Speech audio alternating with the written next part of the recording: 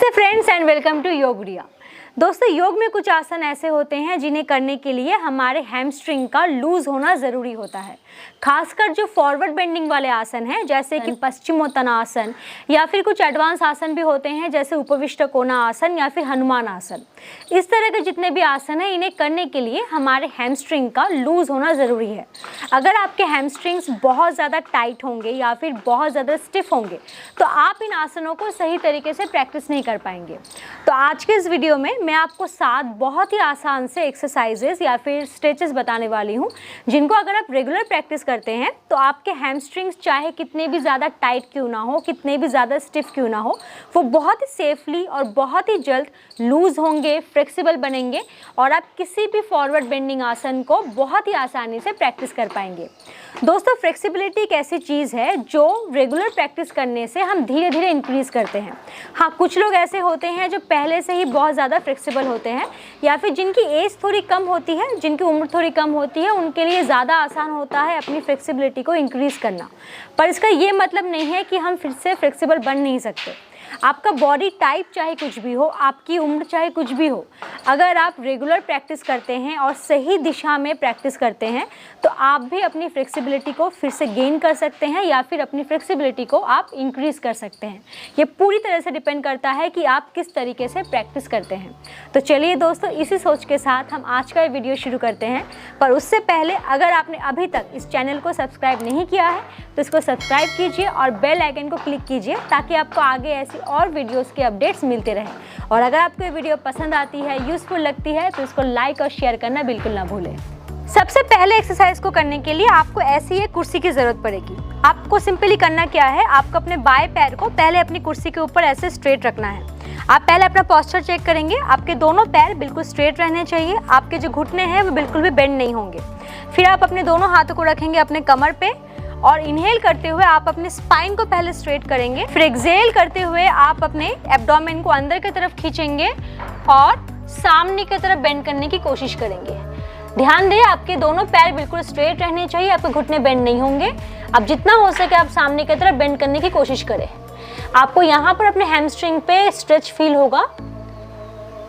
फिर इनहेल करेंगे, ऊपर की तरफ आएंगे। फिर आप अपने घुटने को बेंड करेंगे, अपने पैर को ऐसे कुर्सी पे रख के, और एक्सहेल करते हुए आप सामने की तरफ अपने पेल्विक को आप पुश करेंगे। अगेन इनहेल करते हुए आप न्यूट्रल आएंगे।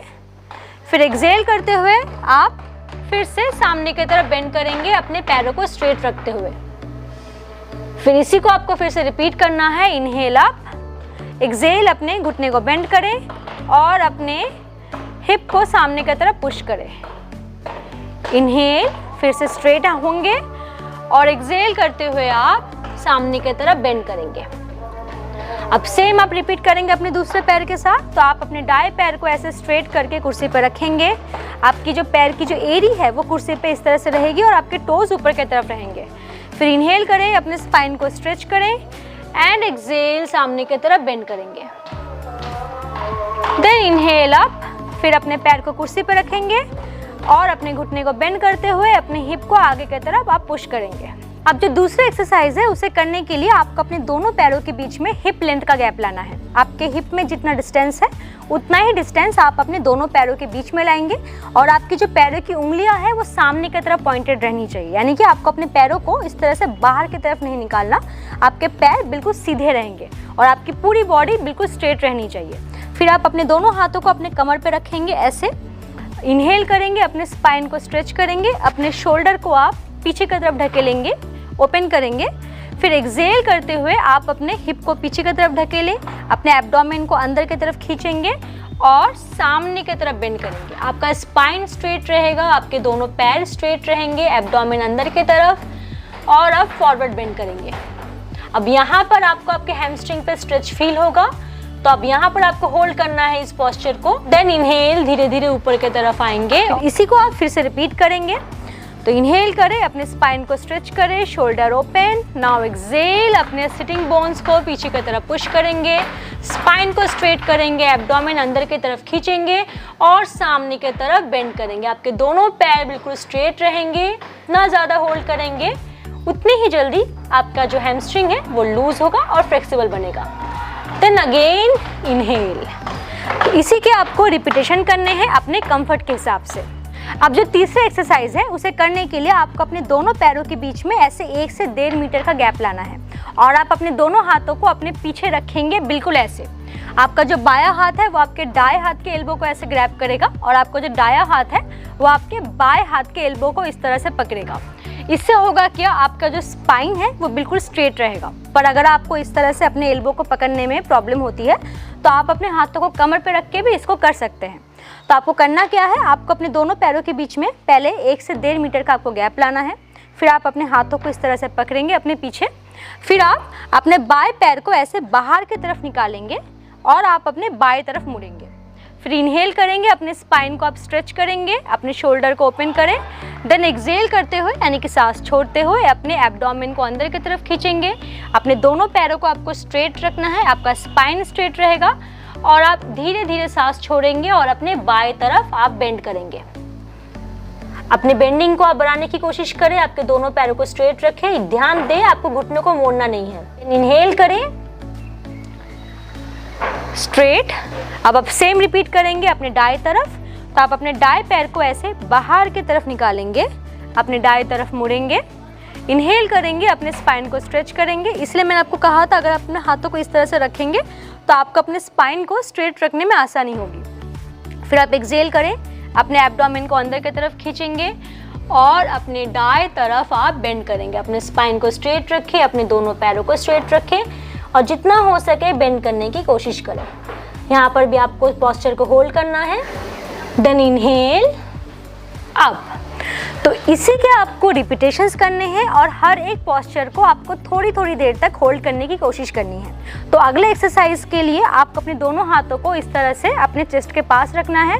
फिर आपको अपने घुटने को बेंड करना है और मालासन में आना है। तो ऐसे मालासन में बैठने में दिक्कत होती है तो आप ऐसे एक ब्लॉक का भी आप सपोर्ट ले सकते हैं। आप इस तरह से ब्लॉक को रख के भी मालासन में बैठ सकते हैं। पर अगर आप इसको ब्लॉक के बिना कर सकते हैं तो ये ज़्यादा अच्छा है। तो आपको यहाँ पर क्या करना है, अपने बाएं हाथ को ऐसे मैट पे रखना है बाहर के तरफ और इनहेल करते हुए यानी कि सांस लेते हुए आपको अपने दाएं हाथ को ऊपर की तरफ स्ट्रेच करना है। फिर आप अपने दाएं हाथ के उंगलियों की तरफ देखेंगे और आपका जो बायां हाथ है वो आपके बाएं पैर को बाहर की तरफ पुश करेगा। अब होल्ड करेंगे आप इस पोस्चर को। फिर एक्सहेल, फिर से मालासन में आएंगे। फिर अपने आप दाएं हाथ को ऐसे बाहर की तरफ रखेंगे मैट पर और इनहेल करते हुए आप अपने बाएं हाथ को ऊपर की तरफ स्ट्रेच करेंगे। आपका दायां हाथ आपके दाएं पैर को बाहर की तरफ पुश करेगा। इससे आपका हिप भी बहुत अच्छे से ओपन होगा और आपके जो काफ मसल है वो भी स्ट्रांग बनेंगे। फिर एक्सहेल, फिर से आप आएंगे मालासन में। अब अगले एक्सरसाइज के लिए आप अपने बाएं पैर को ऐसे स्ट्रेट करेंगे और आपका जो दायां पैर है उसको आप ऐसे घुटने से फोल्ड करेंगे। फिर आप अपने बाएं हाथ से आप अपने बाएं पैर को इस तरह से पकड़ेंगे और आपको अपने बाएं पैर की तरफ झुकना नहीं है। ध्यान देंगे आपका जो बॉडी है उसको आपको बिल्कुल सामने की तरफ रखना है, आपको बिल्कुल सामने देखना है। तो आप अपने बाएं हाथ से अपने बाएं पैर को इस तरह से पकड़ेंगे। फिर इनहेल करेंगे, सांस लेंगे, अपने दाएं हाथ को ऊपर की तरफ स्ट्रेच करेंगे और एक्सहेल करते हुए यानी कि सांस छोड़ते हुए धीरे धीरे सामने की तरफ देखते हुए आप अपने बाएं पैर की तरफ बेंड करेंगे। फिर आप कोशिश करेंगे अपने दाएं हाथ से अपने बाएं पैर को इस तरह से पकड़ने की और इस पोस्चर को आप होल्ड करेंगे। ध्यान देंगे आपका जो बायां पैर है बिल्कुल स्ट्रेट रहेगा, उसके घुटने को आपको बिल्कुल भी बेंड नहीं करना। इनहेल, अपने हाथ को ऐसे स्ट्रेच करें और फिर से आप सीधे होके बैठेंगे। आप सेम करेंगे आप अपने दाएं पैर के साथ। तो आप अपने बाएं पैर को ऐसे फोल्ड करें, आपका दायां पैर ऐसे स्ट्रेट रहेगा, इसका घुटना बेंड नहीं होगा। फिर आप अपने दाएं हाथ से अपने दाएं पैर को इस तरह से पकड़ेंगे। फिर इनहेल करेंगे, अपने बाएं हाथ को ऊपर की तरफ स्ट्रेच करेंगे और धीरे धीरे एक्सहेल करते हुए आप सामने की तरफ देखेंगे और अपने दाएं पैर की तरफ आप बेंड करेंगे। फिर अपने बाएं हाथ से आप अपने दाएं पैर को ऐसे पकड़ेंगे। फिर इनहेल करते हुए अपने हाथों को ऐसे स्ट्रेच करेंगे और एक्सहेल करते हुए आप अपने पैर को रिलीज कर सकते हैं। अब जो अगला एक्सरसाइज है उसे करने के लिए आपको अपने घुटने पे आना है, बिल्कुल ऐसे। बाएं पैर को ऐसे सामने की तरफ लेंगे। आपके जो दोनों पैरों के जो घुटने हैं बिल्कुल 90 डिग्री पे रहेंगे। आपका ये वाला घुटना भी 90 डिग्री पे रहेगा और आपका जो पीछे वाला घुटना है वो भी 90 डिग्री पे रहेगा। अपने हिप को स्क्वायर रखते हुए आप इनहेल करेंगे और सामने की तरफ आपको अपने पेल्विक को पुश करना है। आपका जो पेल्विक है उसको आप अपने हील की तरफ पुश करेंगे। फिर आप अपने दोनों हाथों को रखेंगे अपने पैर के दोनों तरफ। आपका जो पैर है उसके दोनों तरफ आपको अपने हाथ को रखना है, ना आपके हाथ ज़्यादा सामने की तरफ रहेंगे और ना ही ज़्यादा पीछे की तरफ। इस तरह से अपने पैर के दोनों तरफ अपने हाथों को रखें और धीरे धीरे एक्सहेल करते हुए यानी कि सांस छोड़ते हुए अपने पैर को स्ट्रेट करें और अपने हिप को पीछे की तरफ आपको पुश करना है। फिर आप कोशिश करेंगे सामने की तरफ बेंड करने की और अपने सर को अपने पैर पे लगाने की। होल्ड करेंगे आपका ये पैर बिल्कुल स्ट्रेट रहेगा, आपको इसके घुटने को बेंड नहीं करना। अब यहाँ पर अगर आप चाहते हैं तो आप ब्लॉक का सपोर्ट भी लेके इसको कर सकते हैं। आप इस तरह से ब्लॉक को रखेंगे अपने पैर के दोनों तरफ, फिर एक्सहेल करते हुए अपने हिप को पीछे की तरफ लेंगे, अपने इस पैर को स्ट्रेट करेंगे और सामने की तरफ आप बेंड करेंगे। तो ये आप सेम रिपीट करेंगे अपने दूसरे पैर के साथ। तो आप अपने दाएं पैर को ऐसे सामने की तरफ लाए 90 डिग्री पे, देन इनहेल अपने हिप को सामने की तरफ पुश करेंगे, अपने हाथों को कमर पे रखें, देन अपने पैर के दोनों तरफ इस तरह से हाथ को रखें, एक्सहेल करें और अपने पैर को स्ट्रेट करते हुए अपने हिप को पीछे की तरफ लेंगे और अपने पैर की तरफ आपको बेंड करने की कोशिश करनी है। अगेन इनहेल, अपने हिप को सामने की तरफ पुश करें, चाहे तो अपने हाथ को आप ऐसे मैट पे रखें वरना कमर पे भी आप रख सकते हैं, आपके कंफर्ट के ऊपर डिपेंड करता है। देन अगेन एक्सहेल, अपने पैर को स्ट्रेट करेंगे और सामने की तरफ बेंड करेंगे। यहाँ पर आपको होल्ड करने की कोशिश करनी है क्योंकि यहीं पर आपको हैमस्ट्रिंग पर स्ट्रेच मिलेगा। अब जो हमारा आखिरी एक्सरसाइज है उसे करने के लिए आपको करना क्या है, आपको अपने बाएं पैर को ऐसे बाहर की तरफ स्ट्रेट करना है। आपका जो दायां पैर है वैसे घुटने से बेंड रहेगा। अब आप यहाँ पर अगर चाहते हैं तो आप अपने पैर की उंगली को इस तरह से आप रोल करके मैट पे रख सकते हैं, इससे आपका जो ग्रिप है वो मैट पे अच्छे से बैठेगा। फिर आप अपने बाएं हाथ को इस तरह से अपने बाएं पैर पे रखेंगे और दाएं हाथ को आपको इनहेल करते हुए ऊपर की तरफ स्ट्रेच करना है और धीरे धीरे एक्सहेल करते हुए आप अपने इस हाथ को अपने पैर के ऊपर से ग्लाइड करेंगे और अपने बाएं तरफ बेंड करने की कोशिश करेंगे।